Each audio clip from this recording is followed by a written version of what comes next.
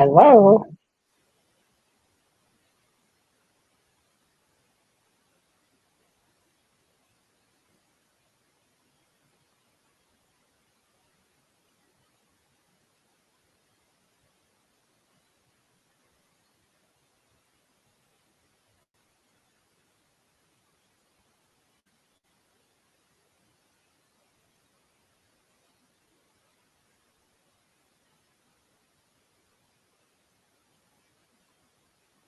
Got no sound.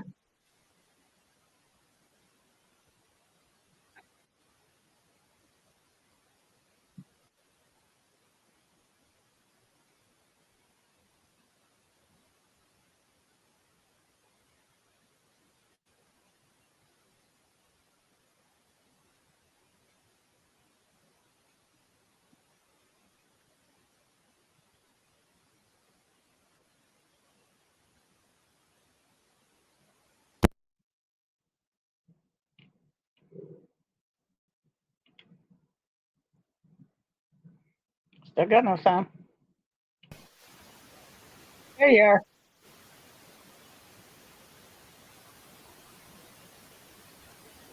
Say something. No, got white noise.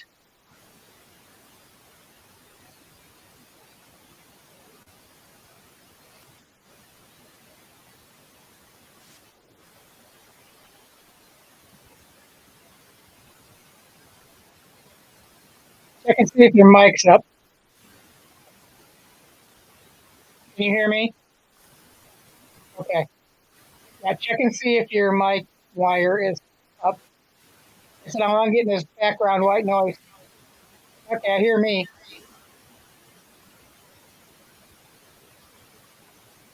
Nope.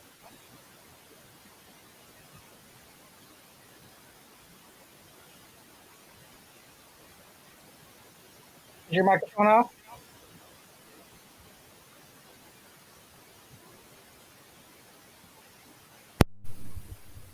Is it on now? Yes, it's on now. Jiminy Christmas. Hi, welcome to the Nexus.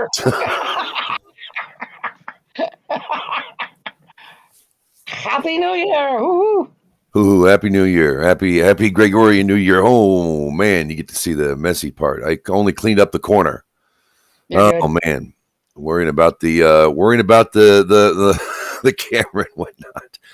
Well, we usually talk Torah and not computer stuff for 6 long minutes. My goodness. Well, thanks for sticking around if you're sticking around. Rosalie, are you guys preparing up there for a big storm, big winter doings this week? Not that I'm aware of. It's just gonna be Oh, cold. It's gonna be well, cold. I mean, most of it's gonna go like the middle of if you look at the middle of Indiana, Illinois, and across to West Virginia. That's what I saw it was supposed to be. we're getting hit with something. It's going to like freezing rain, ice, and then snow. Keep it, keep it, keep it, keep it. So that's what they're predicting today, which is Thursday. That might change, but right now it's pretty Right, down to right. single-digit temperatures in the night, in the evening. Yay, great, isn't that nice? Can't Yeah. wait. Be driving in that to work. Gee, winter's here. Hi. Hi. Imagine that. Imagine that. My brother down in Texas was he said because it's been warm down there. We've had like spring, we had a spring like solstice, over the holidays. It was pretty warm, like reminiscent of September here in Kansas, early September. And then talked to my buddy. He says this is a calm before the storm. You watch, and Right. sure enough, yeah. So That's the way it usually goes. Kansas is going to get smacked upside the head by old man Witter. And yeah, as long as it doesn't hook up and hit me, I'm okay. Yeah. So It gets around Oklahoma, and we had one meteorologist out of South Bend used to call that if it'd go by the Oklahoma Panhandle and hook up to us, he'd call that a panhandle hooker. So, well, no, because it'd come down from the north and swing up, and he just boom, smack us right, like it was nobody's business. Like, hooker, I'm on my way. Yep, like it hooked up. Yeah. Hey, how about them Irish? For those of you who are watching the Sugar Bowl, because it was delayed because of the ISIS shooting yesterday in Oh, Louisiana. yes. 23-10. Go Irish. We get to go see Penn State next in the Orange Bowl. Ha ha ha. We'll kick their ass. I haven't followed sports in some time. Yeah. Well, congratulations. I'm glad you guys are going. Yes, I am too. It was a rough start of the new year. Like I said, that whole crap that happened with the ISIS crap. Yeah. And then the guy who's just driving through everybody on or no, that was the guy who was driving through. What happened at the other one? It was the Tesla over at Trump in Vegas. Apparently there was something that happened in New York City too.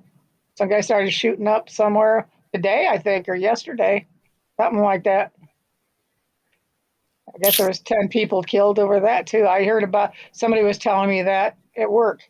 I said, I don't get a chance to listen to the news or nothing, so I have no idea what's going on. So I don't know anything about that. If anybody heard anything about that, let us know where to find. Yeah, let us know. Yeah. Well, yeah, it's like they just want to salt the earth at this point. Mm-hmm. You know what I mean? It's right before Donald Trump takes in. And get away with it while they can. Angry people. Mm-hmm.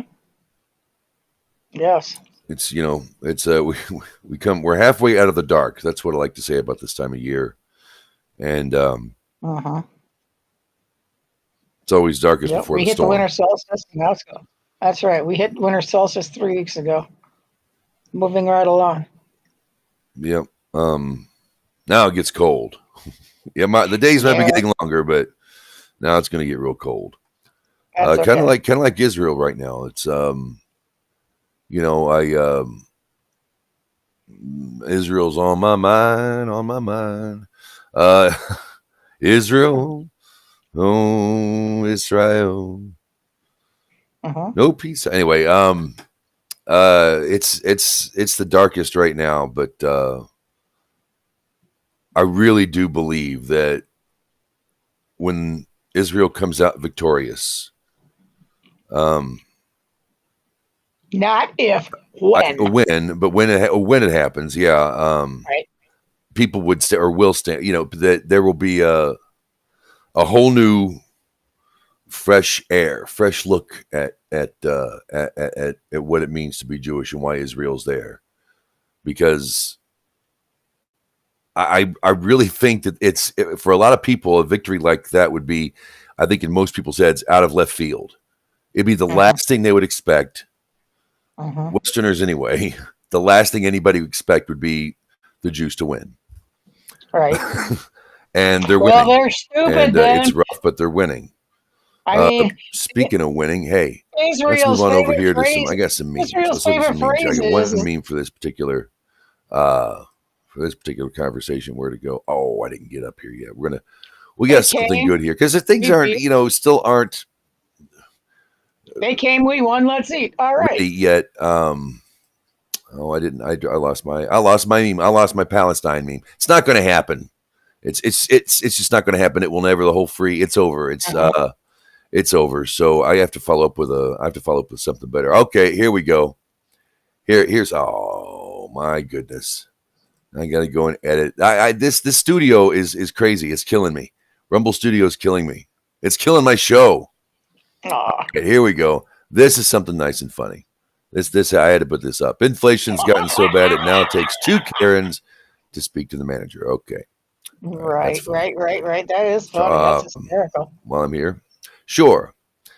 So according to Christian mythology, Satan is so powerful that God has to sacrifice his own son to save humans from the entity he created. Oh. And I had this is the other Gaza one. Okay. This is a new phrase. Okay, this is a brand new phrase. I just heard about it. You've heard of gaslighting. It's based on a movie from the 40s where a man convinces his wife that she's crazy. Right. Well, there's a new term, Gaza lighting. Psychological manipulation where one who commits atrocities uses the response to gain sympathy for their actions. Example, Bob kidnapped a baby and then complained when he was arrested. Bob is Gaza lighting. Oh, good Lord. Okay, I thought that was funny. Jeez. I thought that was Yes. good. And to the people who say they're grafted in, I love Steven Crowder, but I had to use this meme to, because they believe they're grafted into Israel. And you can tune into Tovia Singer. He's got a few videos where he discusses this and he confronts it with such finesse, I might add. Christians who proselytize Jews are committing spiritual murder. That's what a pogrom is. They want to go over there to Israel and infiltrate the IDF, or they want to go over there and pretend to be Jews, and then just to sneak in and get as many out of or into their church as possible. You're not supposed to do that. You're not supposed to proselytize Jews. The Jews are going to do what Jews going to do. That's Hashem's business, not yours. That's right. So the Jews don't believe in idol worship. Yeah. New term. All right. Wow. What else I want to point out? Okay. We are in Vayigash, the Parsha. I put the okay. It's up in the thing here. The side chat in ours. Hold on, just put the link. Okay, on the third day reading. Okay, the link over here. There should be a link in the description as well. Or over here. Okay.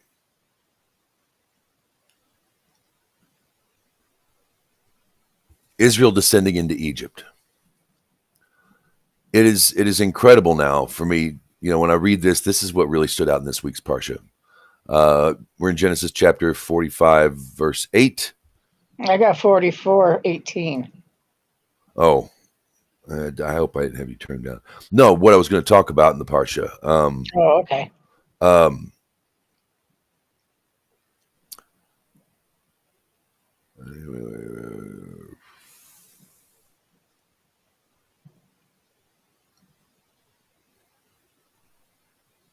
45 verse 8 or 18? Here, I'm sorry. Verse 17. This would be verse 16. Okay, the word reached Pharaoh's palace. Joseph's brothers had arrived. Pharaoh and his courtiers were pleased. This is the kind of place Egypt was. And, it might draw us to civilization, whatnot. Who knows? But God uses, this is just after Pharaoh was used by God to save the world. Everyone came to Egypt because Egypt had the stores, thanks to Joseph, thanks to proper interpretation of what God was trying to tell Pharaoh. Because it was Pharaoh's dream. God was speaking to Pharaoh. He wasn't speaking to Joseph necessarily on this matter. For 2 years. No, you mean when he was incarcerated? Can you imagine Pharaoh having the same dream over and over and over for 2 years? Wasn't that the amount of time that Joseph was in? After the baker and the other guy got out, yeah.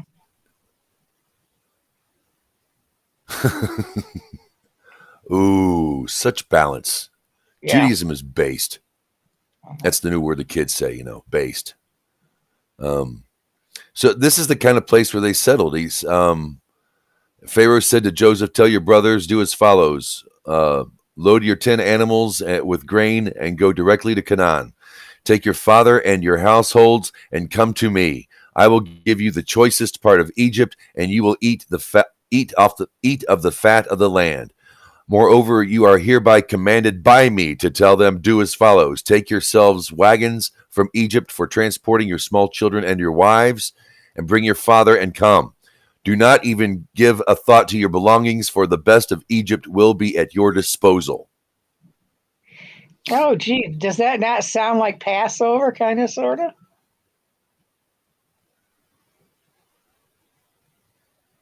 All but eating on the run. Don't even give a thought of your belongings. The best of all Egypt will be at your disposal. Oh.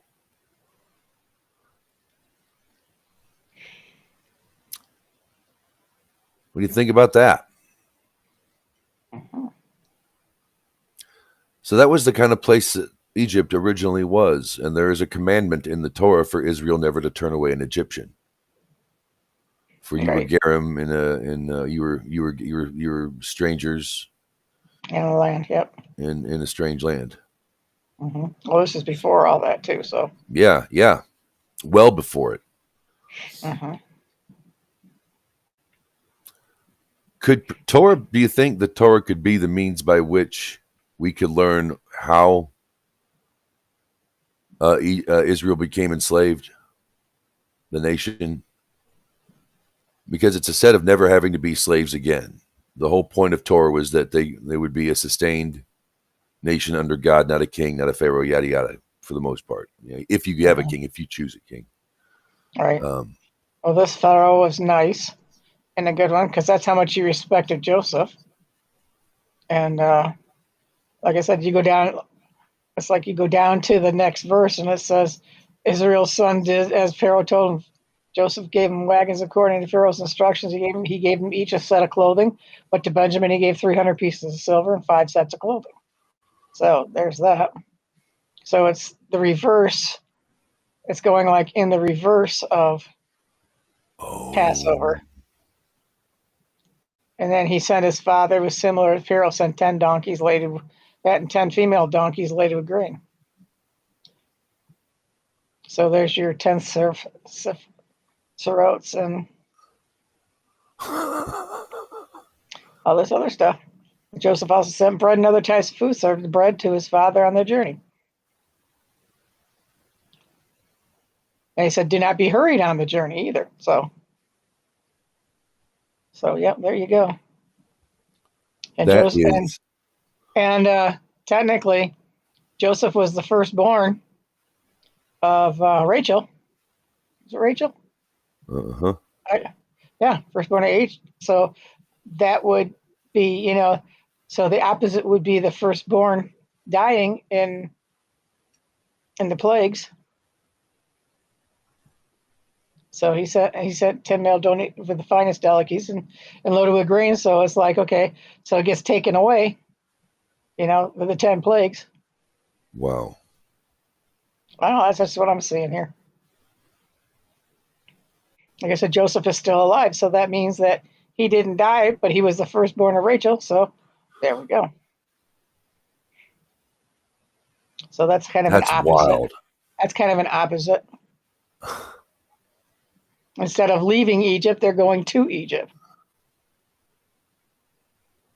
Measure for measure. Yeah. Front side, back side. Mm-hmm. Oh, this is something. Oh, that's something else right there. I don't know why. I never looked at it like I'm sitting here looking at it now, and it just came to mind. So, there we go. You're smart. That's something to ponder. No, I never looked at it like that before. I'm reading it here with you, and it's like, okay, I used to do this with Bairden too. Oh, yes. Ross, yeah, it's like I'd get all sorts of inspirations because it's like I'm on my own, but once I got with him and doing it with someone else, all this stuff just started flowing. I said, well, this is one way you can look at it, because you know how he likes to do certain portions of things like this and connect the dots. Well, here's a couple of dots to connect. I mean, this is just coming at me. Yeah. Take your flocks and your cattle, and they're not dying. So there we go. Wow. That's cool. So do you in the choicest land. Yep. Well, I'm blown away. I don't know what to say. That's something else. That's going to require a little more pondering and study. Well, not study, just think of it. I don't know. It just showed up that way. It also says, don't be in a hurry on the journey. So what do they have to do for Passover? They had to hurry the hell out of there. Yeah. And this time they don't have to. So there's your measure for measure.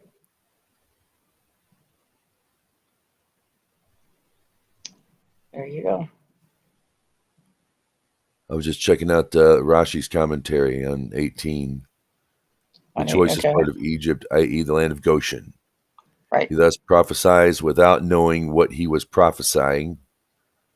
For eventually, when the Jews left Egypt, they would make it like the deaths Or make it like the depths that contain no fish. Mm-hmm. That's pretty deep. I'm not sure I understand that.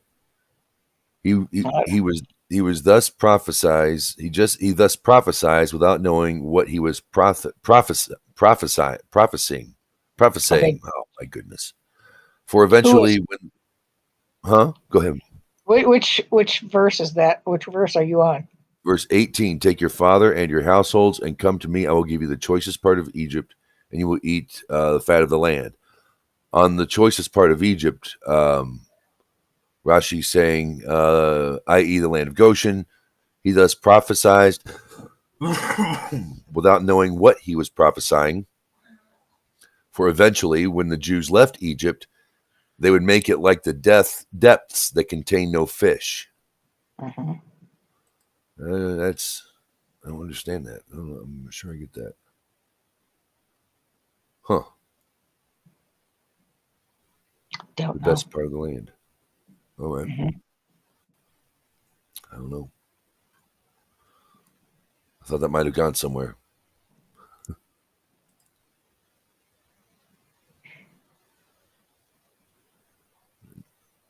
So. Oh, okay. When they were leaving Egypt during Passover, they looked at it like the depths that contain no fish. It was just water. There was nothing in it worth saving, or there was nothing in it to save. That's the only thing I can think of. So Goshen at one time was a great place to be, and now it was like, ugh. There's not even fish in the deep waters. Yeah. Washed up. No good. Well, it probably was after the plagues, if you think about it. Because they were still, a lot of the Jews were still there in Goshen. And after the plagues, I mean, you got locusts, you got all these other plagues, frogs and everything else. And it's like, hey, your gods ate it up. So that's what I make of that. But I could be wrong. Yeah, no, it makes. There might be something in the Talmud. Might be. You know, I haven't even posted a link in the live chat. If anybody wants to join in, we might have one viewer. Uh-huh. That's private. I don't want to go private. I want to go all of them. Uh-huh. Link to join in if you'd like, right here. Got a question, comment, compliment, complaint, suggestion? Why Judaism? You know, something I came across in the, one of the kosher meme groups there. It calls itself kosher memes. It's wild west out there. I'll tell you. I got some crazy people in there. I always got to have some fun folks.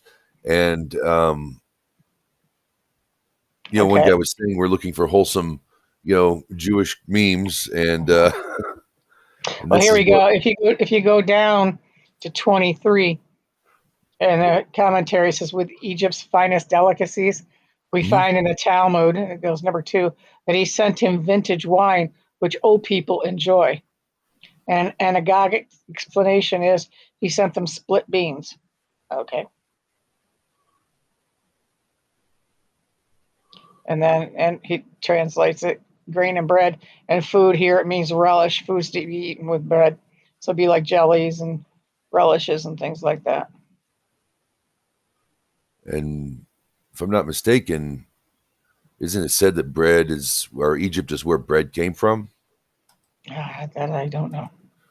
Yeah, or they were credited. I wonder if that's something they picked up from old Joseph. You got to try this. I can hear this old man, Jacob. They go and they say, or the brothers come in and Joseph is still alive, and that he was the ruler of all Egypt, but he disregarded them, for he did not believe them. I mean, the look on, I can look on this old man's face. Out of the clear blue. So Yeah. Quit pulling my leg.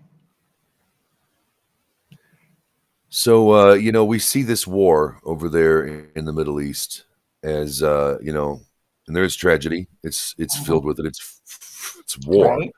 Uh-huh. Um, and we get through, we read, it was in last week's Parsha, or the Parsha before, I believe, where Joseph has to go through slavery and even spend 2 years in prison for a crime he didn't commit. That he was doing the opposite. He didn't come on. He was resisting her. So when the brothers reconcile and well, I could read it.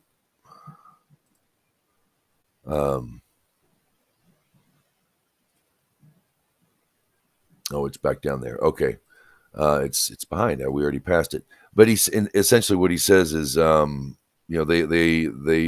lamented selling him into slavery. Uh-huh. And Joseph says, well, don't put another thought to it, because it was God who made me a slave.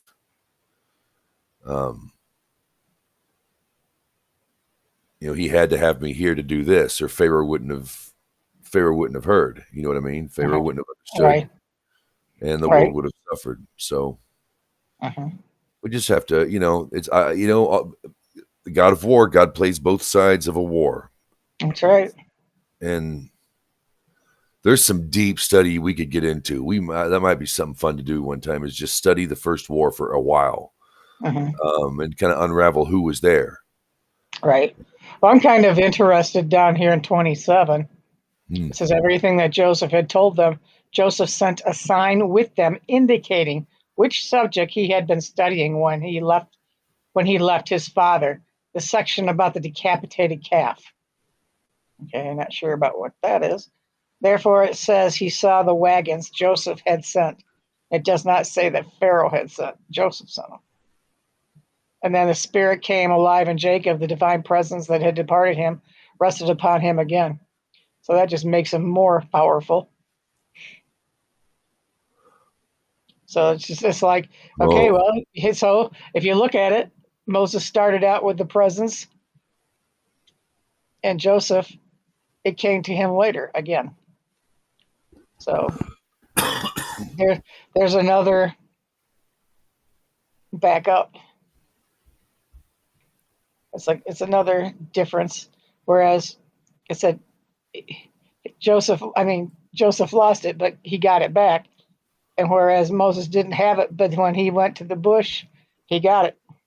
And every time he spoke, God said I'd spoke through him. So there it was. So there's that too.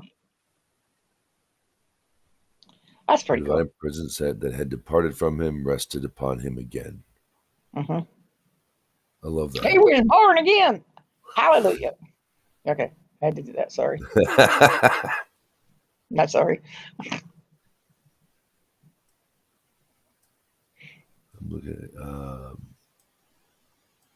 I think it's Rauch, yeah, spirit. Rough. Just want to see if didn't know if there's Rauch HaKodesh. Was what I was looking for. If the divine presence was said in that term, which means Holy Spirit.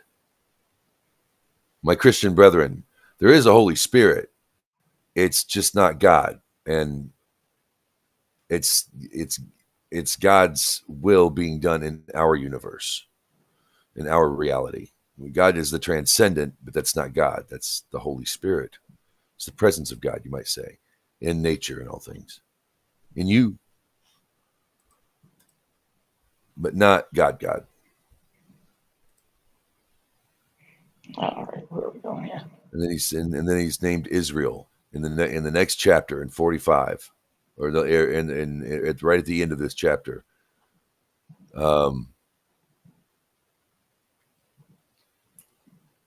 It speaks of him as Israel. Israel says, "I am blessed." Israel set out forth everything he owned. Then down here, God spoke to Israel in a vision by night and said, "Jacob, Jacob, here I am." He replied. we just hadn't heard that name in a while, and it just popping up here in this week's Parsha.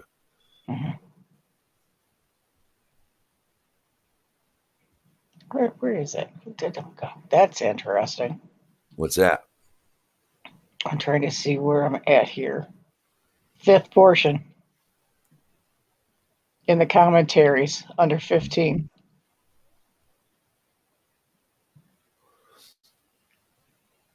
Leah? The above offspring of Leah, beside his daughter Dinah. The males are attributed to Leah, and the female is attributed to Jacob.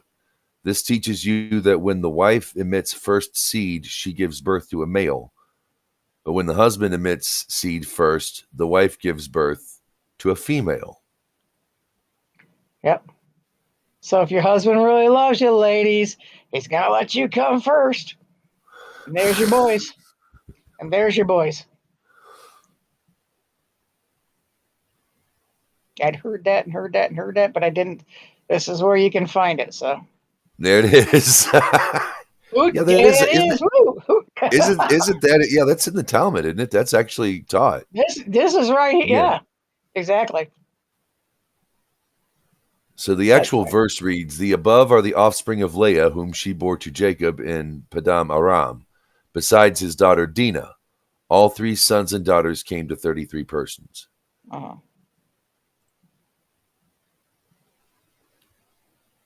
Yeah, when the wife, there you go. There you go. That's one of the Noahide laws. This is religious, y'all. It's right here. That's Rashi. Boy, my eyes are opening tonight. Yeah, I'd heard that. That's like, well, I'll figure someday. I'll figure out where it is. We found it. We found it. Mm-hmm. Yeah, give it. You take care of her. Ask questions if you have to, and take direction. Yeah, right. That's if you really love her. That's right. Love your wife. Let her come first. Then you come. You're gonna have boys. But if you want girls, let her come.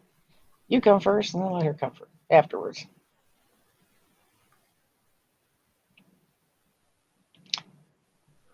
All right.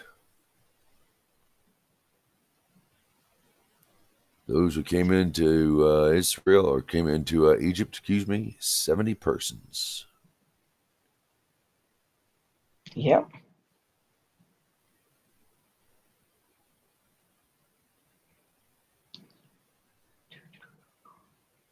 Let's get in here.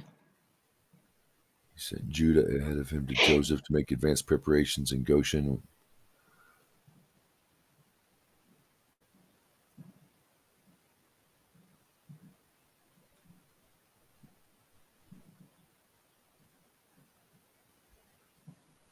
When Joseph died, the whole nation came out for the funeral. The entire nation mourned. Oh yeah, together. Uh-huh. Road trip to Canaan, to Machpelah.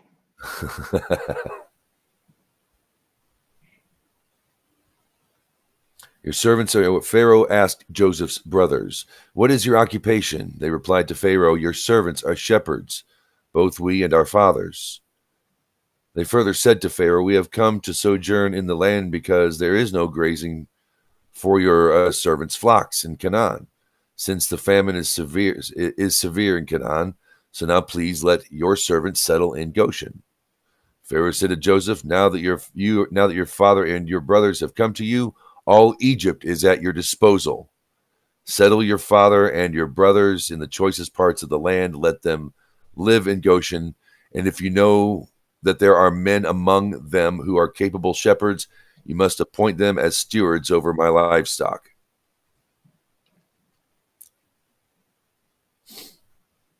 I don't know. I keep looking for signs of what got them in trouble in the first place. They had everything.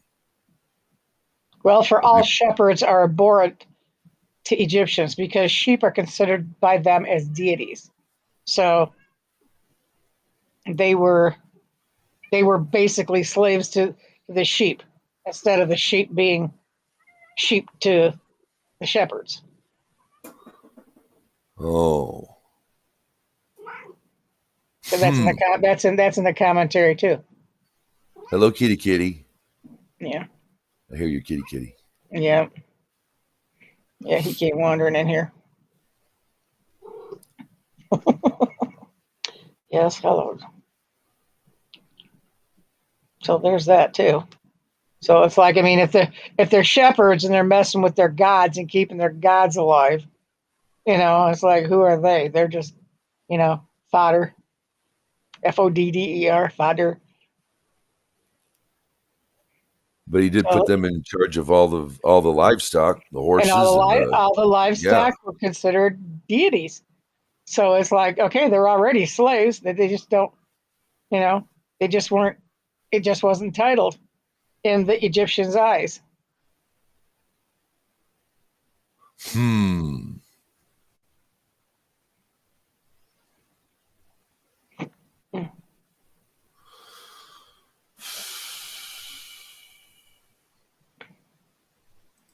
I never. Okay. Yeah. Like, I own you now. Yeah, I own you now. Uh-huh.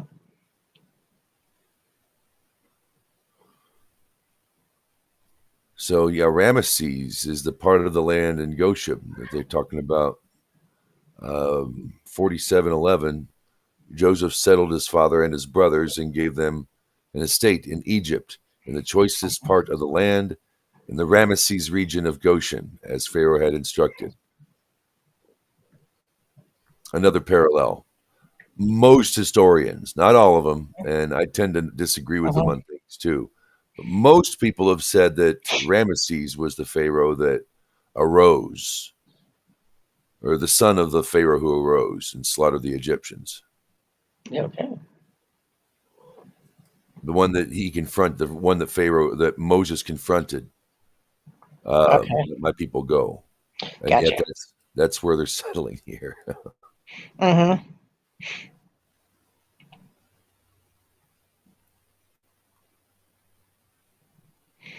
There you go. All right, we got to do Haftarah. Yeah.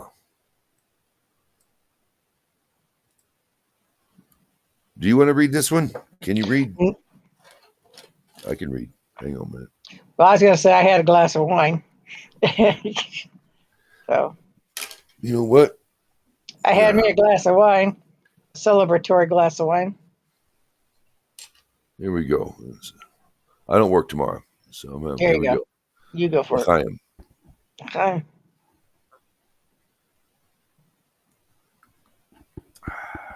We are in Ezekiel chapter 37:15 through, this old computer my mouse doesn't work really good with it. And we're going through 28. I can read it if you'd like. That would be awesome. Okay. Ezekiel, boys. Okay, Ezekiel's pattern is different than Isaiah, which I was looking at today. Okay. All right. The language the prophets speak, the cadence, the thought patterns, it's really amazing, the flavor of the text and how where they put things. It's just something else. Okay.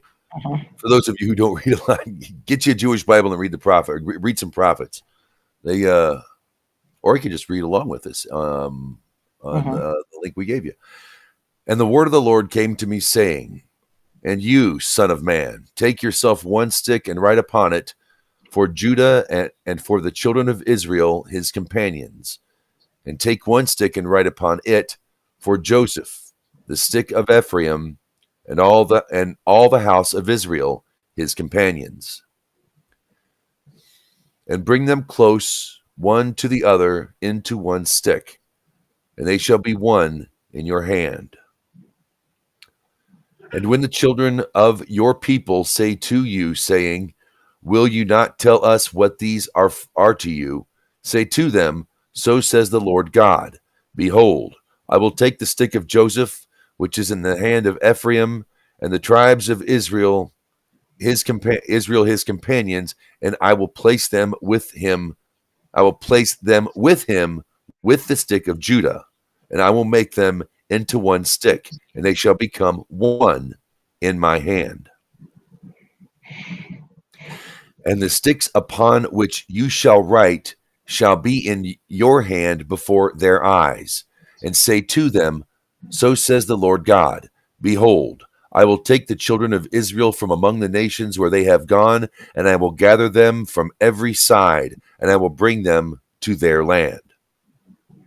I will make them into one nation in the land upon the mountains of Israel, and one king shall be to them all as a king. And excuse me, and they shall no longer be two nations, neither shall they be divided into two kingdoms anymore. And they shall no longer defile themselves with their idols, with their detestable things, or with all their transgressions. And I will save them from all their habitations in which they have sinned, and I will purify them, and they shall be to me as a people, and I will be to them as a God. My servant David shall be king over them, and one shepherd shall be for them all. And they shall walk in my ordinances and observe my statutes and perform them. And when they shall dwell on the land that I have given to my servant, to Jacob, wherein your forefathers lived, and they shall dwell upon it, they and their children and their children's children forever. And my servant David shall be their prince forever. And I will form a covenant of peace for them. An everlasting covenant shall be with them, and I will establish them, and I will multiply them, and I will place my sanctuary in their midst forever. And my dwelling place shall be over them, and I will be to them for a God, and they shall be to me as a people. And the nations shall know that I am the Lord who sanctifies Israel, when my sanctuary is in their midst forever. Yep. Yep. That 25, it just says it all. And they shall dwell on the land that I have given them to my servant, to Jacob, wherein your forefathers lived. And they shall dwell upon it, they and their children and their children's children forever. You hear that, Palestine? Amen. And my servant David shall be their prince forever. Yep, that's when the Mashiach comes. It's like the sooner you get rid of him, the sooner he comes. Ta-da. This is already happening. We're watching it happen right now. And it's an everlasting covenant shall be with them. Not Peace. When Jesus comes, not when Jesus said he could take over. It was an everlasting one way back then. That part did not quit. And I will place my sanctuary in their midst forever. We still have the Kollel. Mm-hmm. It's still there. They're not. It's not going to happen. And the Jews aren't going anywhere, and they're going to come home. It's going to happen. That's right. How many religions really are the purpose for them being is world peace? Uh-huh. There's always war. There's always someone that needs to, make a name for themselves, if you will. Uh-huh. Different kinds of people. It's a bad habit mankind gets into. Uh-huh. And Torah's there for everybody. Right. It's available to everybody. I should say it that way, but you have to draw near it. Uh-huh. And I know a lot of people, my Noahide friend Persuasion, who watch the show, think there's a separation between the Noahide and Israel. I saw a meme today that was just, I didn't even want to bring it up. I didn't want to bring it here. It was here's what you do with the Noahide Siddur, and it shows people throwing books, and it was a graphic, thing, over a book, and they shows people burning them or using them for target practice, and they really believe this stuff. And I've run into people like that. Anything they do, they're trying to tell you that, well, you're not Jewish, and that's what the Jews say, but that's what they've said. But I hope they're learning this now. I know Rabbi Dov, of course, Rabbi Katz, Rabbi Chlorophene of blessed memory. They were teaching me what a ger toshav was, because that's what the rabbi would say. He would say it over and over, and he says, "Don't go back there. You're with us now. You don't go back. It's too late. Exactly. You're with us." And that's how he put it. And that's really what you do. And if you are a Torah observant or a Torah loving non-Jew of the non-idolatrous persuasion, you're pretty much meaningless without Israel. I hate to say it. It's their book. We are the guardians of Israel. Say it again? We are kind of sort of like the guardians of Israel. Yeah. We're like the fence. They put fences around that the rabbis say, we're a fence. Oh, I like it. Yes. 1 foot in Israel, 1 foot in the nations. Right. Hey, if we're at the gates, we're a fence. There you go. Oh, and just to explain to everybody out there what it means. Yeah. What it means is the offense. Okay, well look at it this way. It says the Bible says, "Do not boil a kid in its mother's milk." Right. Okay, so Jews don't do that, but they go to the extreme of, like, we're not even going to have them in the same meal. We're not even going to have them in the same part of the day. Right. 6 hours. 6 hours. 6 just hours to make sure that there's no Ashkenazi and Sephardi's 4. Okay. Right. Right. That's offense. Yeah. Around Torah. They kind of keep you from getting that close to committing the sin. Look at it like a moat, M-O-A-T, around a castle. That's good too. That. Yeah. So yeah, we're not Israelites, but we're kinda. It's like, well, are you Jewish? No, but my faith is.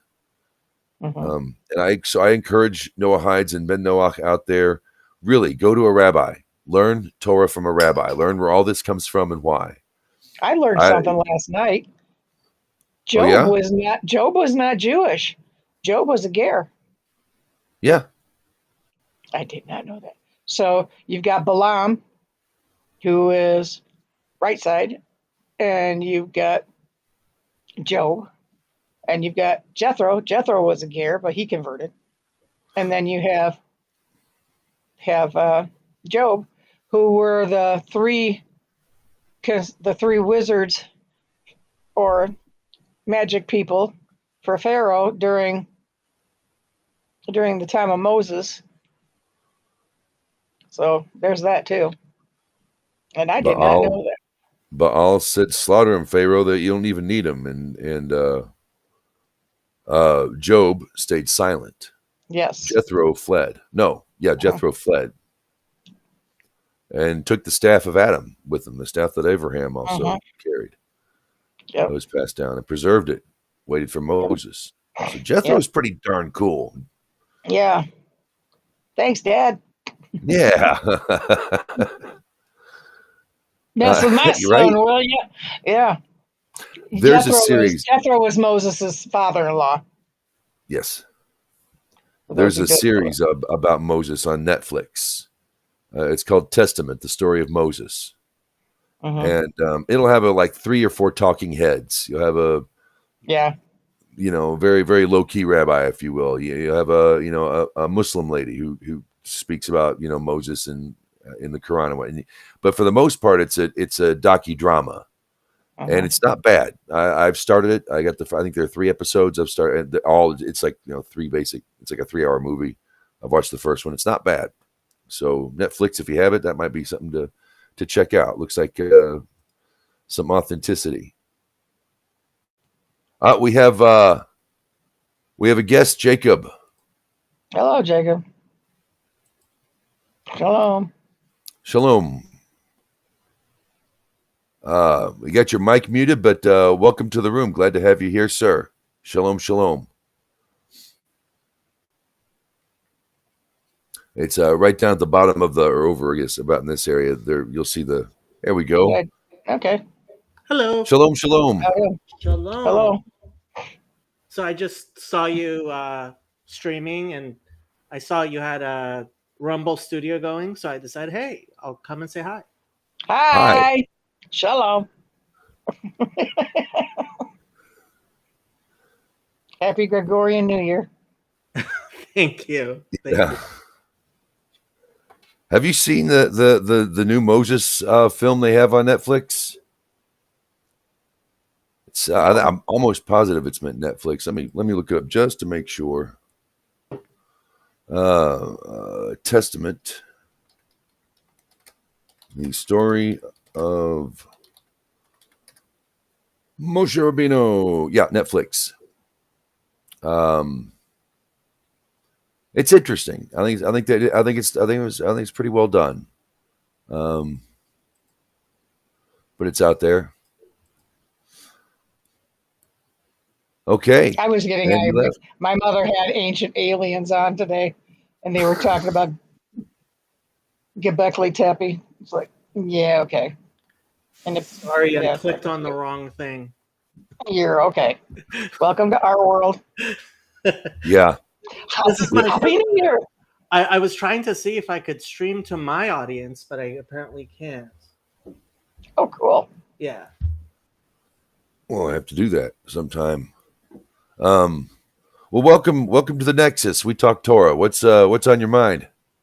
We're on party line. Hey. I have somewhat of a similar channel. I do some Torah stuff from a lay perspective. I'm actually Jewish, but I'm not a rabbi or anything like that. That's okay. Every once in a while, we get rabbis on my channel, and I try to keep up with the Noahide channels. And I don't know when I first saw your channel. I've been subscribed, and I just saw you were streaming, and I saw there was a Rumble studio, which I knew nothing about. So I was like, hey, why don't I go in and take a look and say hi and see what it's all about? We're glad you did. A lot of folks aren't brave, and we don't get as many visitors as we used to years ago. But glad to have you here. Glad to have you here. Oh yeah, you were like the round table, the round table discussion. Yeah, I do streams like this myself a lot. So yeah, and you're welcome to join mine anytime. Yeah. Yeah. I'll do that. How do you pronounce your last name? Faturecci. Faturecci. Yes. Most people with that last name, it's mostly a Muslim last name, but I was thinking Italian.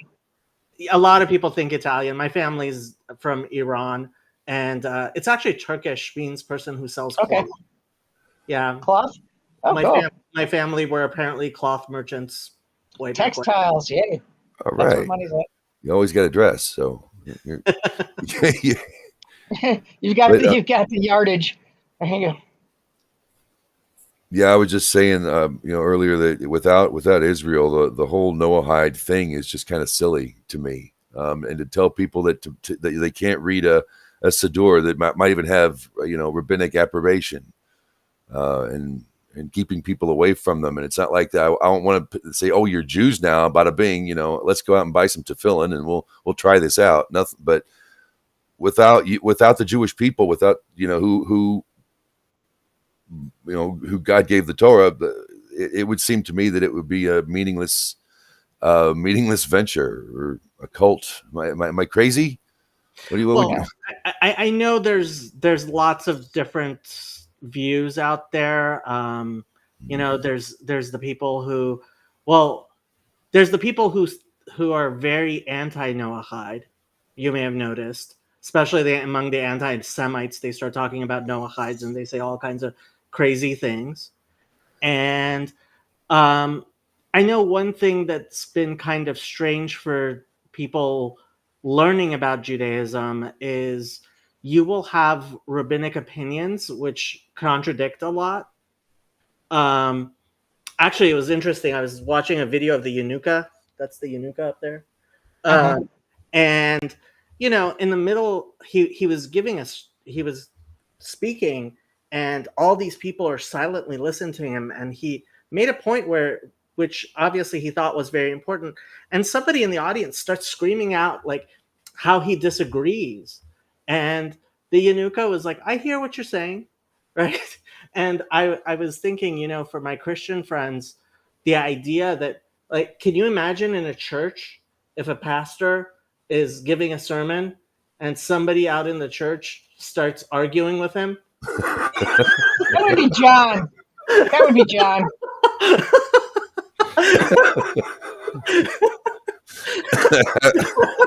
I don't think that'd go over well.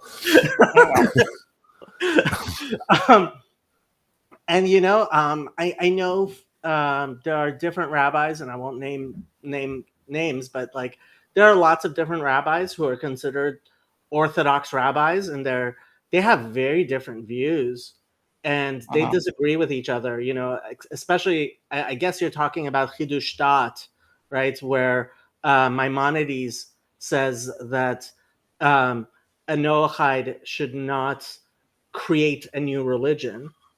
Exactly, and that's why they were saying about the Noahide Siddur, because once they did that, okay, hey, you're making a new religion, cut it out.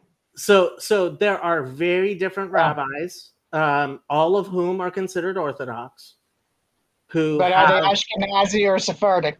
There's a big and some are Ashkenazi, some are, but again, so like within the Orthodox Jewish community, we have what I like to call the 4 cubits of halacha, Daled Amot of halacha, right?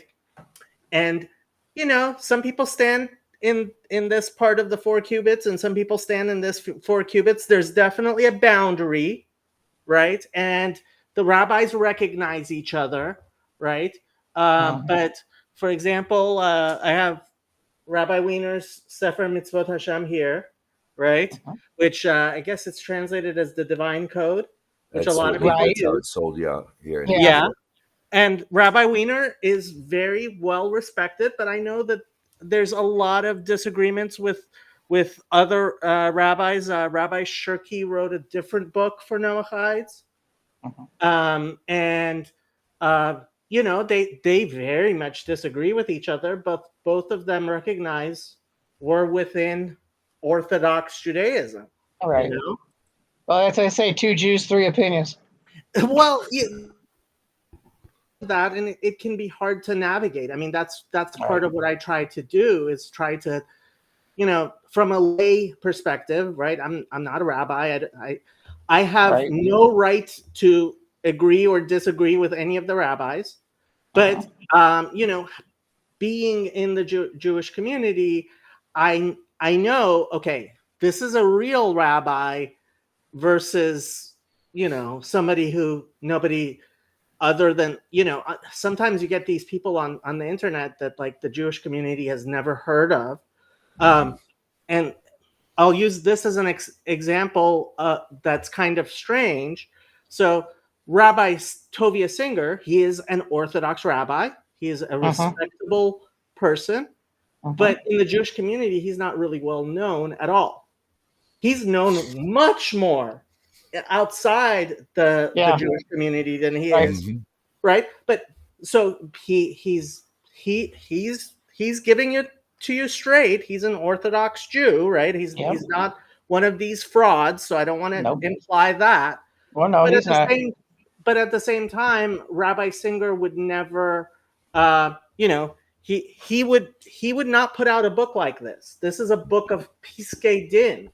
And in order to put out a book like this, you have to be what's called a posek, which is a rabbinic decizer, right? And in order to be a posek, to be a rabbinic decizer, it means you have to have a certain status among other rabbis, you know? So like Rabbi Singer goes to rabbis like Rabbi Wiener and Rabbi Schulman and Rabbi, you know, you've heard most of them, I'm sure. Rabbi Shirky, these are all decisors. Rabbi Breitowitz is a decizer, right? And just as long as you're following the rulings of a decisor, you're fine. But and the decisors disagree, right? Mhm. Well, they And disagreed in the Talmud too, so hey, there's that. well, Yeah. two Jews, three opinions kind of does Yep. hold, but knowing where the line is, and I don't want to name names, but there are a few people out there that I'm thinking of who, they present themselves as a decisor, and frankly, I don't think they have that sort of recognition in the Orthodox Jewish community. But at the same time, you're not going to get like excommunications and stuff out of the Orthodox Jewish community. Mhm. That just doesn't happen. And there's many people, and I've made a few videos about them who are very fringe, but they're really well known on YouTube. But they're very fringe in the Orthodox Jewish community. So it's a very hard place, and that's kind of what I try to help with, to help people understand. Okay, there are rabbis who are considered serious Orthodox rabbis, and then there are people who, their opinion. The way I look at it is that a lot of the rabbis who are online, they have a certain thing they teach, and that's it. Like Rabbi Singer, he is for the person. It's like schooling. James knows about this. It's like everybody takes a stepping stone. It's like you're going through elementary school, junior high, et cetera, et cetera, et cetera. And that's why, to some degree, that one rabbi can only take you so far, but then you've got to graduate, because we're in school. We're in school, and you got to graduate sometime. So it's nothing against them. What they're doing is what they're doing, because it's necessary. Just as long as they're part of the larger Jewish, especially I would say Orthodox Jewish community, a lot of these people aren't part of the Orthodox Jewish community at all, right? And so for me, the important thing is knowing the difference between people who, are considered genuine rabbis within the Orthodox Jewish community. And that really is based on Talmud knowledge, being able, a lot of these people who claim to be rabbis on YouTube, I can tell, I listen to them reading. One guy, I was listening to him, he was reading from Targum Onkelos. Now, for people who may not know, who may be watching this, so Targum Onkelos is a translation of the Hebrew Bible into Aramaic. Okay? Right. Now, this guy was reading from Targum Onkelos in a Hebrew translation. He was reading a Hebrew translation of Targum Onkelos because he knows Hebrew, but he doesn't know any Aramaic. Right? And so it's like, okay, I realize you know Hebrew, which is really nice, right? And and he's Israeli, so obviously he knows Hebrew, right? But maybe if you're going to be teaching Targum Onkelos, you should know some Aramaic. My Aramaic isn't the best, but I can at least read some, right? Mm-hmm. And if you're going to be a rabbi, the entirety of the Babylonian Talmud is in Aramaic, right? So if you don't know Aramaic, it's nice you know Hebrew. I know some Hebrew, right? But I don't go around calling myself a rabbi. And this guy goes around calling himself a rabbi. And he was like, I'm sitting there listening to his stream, and this is a big guy. He's got a large channel, right? He's reading Targum Onkelos in English, in Hebrew translation. I'm like, well, why are you translating from the Hebrew of the Aramaic to English? Why don't you, if you're going to read a translation of Onkelos in English, just read an English translation? Right. But his audience doesn't know. How would his audience know that he's reading a Hebrew translation of Targum Onkelos? It's not Aramaic slang. So it's an Aramaic translation of a Hebrew scripture, and Yes. he's reading a translation of that. Uh-huh. That's a lot of work. That sounds like a lot of work. Well, okay, I have to say, so Targum Onkelos does have some explanation. So Uh-huh. so even if you Okay. understand Hebrew, right? So it's very common for rabbis to read Targum Onkelos because he's explaining the scriptures, right? The Hebrew scriptures in Aramaic. So that gives you a different view, which is perfectly fine. Which is why there is a translation of Onkelos to Hebrew. And frankly, I have to tell you, my Aramaic isn't as strong as my Hebrew. So sometimes I do actually. I've also looked at the Hebrew translation of of Targum Onkelos, and I often look at the English translation of Targum Onkelos, but that's because I'm not that good in Aramaic. I'm not some rabbi. I know what I know. I can teach what I know. But then you get these people who they get too big for their britches, and that's when I kind of feel like I have to call them out and say, you know, you need to recognize what you're doing here and who you are. And a lot of these people, they're leading people astray. You know what I mean?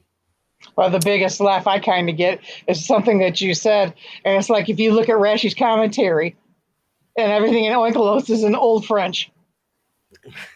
So it's like, okay, now it's like, all right, well, who do you believe, the French or the Aramaic or yeah, exactly. So I get it. So Rashi did that because he lived 1,000 years ago in France, and so he was translating it for the people around him to the common language, so they would know. So there it is in Rashi. Yeah, this is my cat Shadow. Hello, Shadow. See, it's a black cat night. Kitty. Yeah, Good my kitty. cat Rocket was up here earlier, purring and meowing in the microphone. So for folks watching, where can we find you? Are you here on Rumble? I have a channel on Rumble, but it was really hard. So I usually use StreamYard to stream. Okay. And it was really hard to integrate Rumble, so I stopped. Especially because this was a while ago. I had to pay for it, and my channel was a lot smaller. And now I just saw you were doing it, and frankly, YouTube recently gave me a what do they call it? A medical misinformation strike. They rescinded it. Okay. But after I complained on Twitter, but they rescinded it. But I was like, let me start looking again at things. And I do stream to. So my name is all out there. Fatorecci, Okay. that's my last name. That's my YouTube channel. That's my Twitter channel. Twitter, or I guess now it's called X thing. And I have a Discord, and we a friend of mine who streams to my channel knows Rabbi Shirky, so sometimes he streams things from Rabbi Shirky. I don't know if you've heard of Rabbi Mullet. Rabbi Mullet, sometimes he's been on Tanakh Talk. He sometimes streams on my channel. I try to get along with everybody who's broadly Orthodox, and it's a little easier to do when you yourself aren't a rabbi, We could just have a conversation. We're not passing. That's how we do. Yeah, we don't teach anything. We're just talking. Yeah, exactly. I want to thank you so much. I'm going to subscribe. Federecci. Send me links or whatever. Jacob Federecci. Yeah, all right. I wish I could. Send me links, James, on Facebook and Messenger. Will. Yeah, I don't use I haven't used Facebook for a few years now. Since they're very censorish. You may have noticed. Yeah. Yeah. I don't like. I don't stay. They're getting better. They won't accept my stream anymore. They don't have much of a choice but to get better with recent realities. But yeah, it was very funny to me that YouTube. So I appealed my strike on YouTube itself, and then I went and complained about it on X, on Twitter, and YouTube responded on Twitter. And they're like, hey, let us take a look at it. And then they're like, send me the video, and I sent them the video, and they rescinded the strike, and my video's back up, and it's not medical misinformation, but like I had to complain on Twitter, so that tells you something. Yeah, but you got hold of somebody, and it worked. That's right. As long as it works, who cares? I am going to have to wrap this up. I'd love to talk more, Jacob. I got to run though. Thanks for coming in. Thank you very much. Shalom, shalom. Very nice to meet you. You're welcome anytime. Yes, definitely. Shalom. We just wrap up about this time, and I got to go do my thing. And but thank you very much, and we'll hope to see you in the future. And every Thursday night, folks, and that means you out there, my favorite viewer. Every Thursday night, 8 p.m. right here, Rumble, YouTube, and X. And thank you, Jacob. Rosalie, thank you. We'll be in touch. And Shabbat Shalom, everybody. Be well. Yes.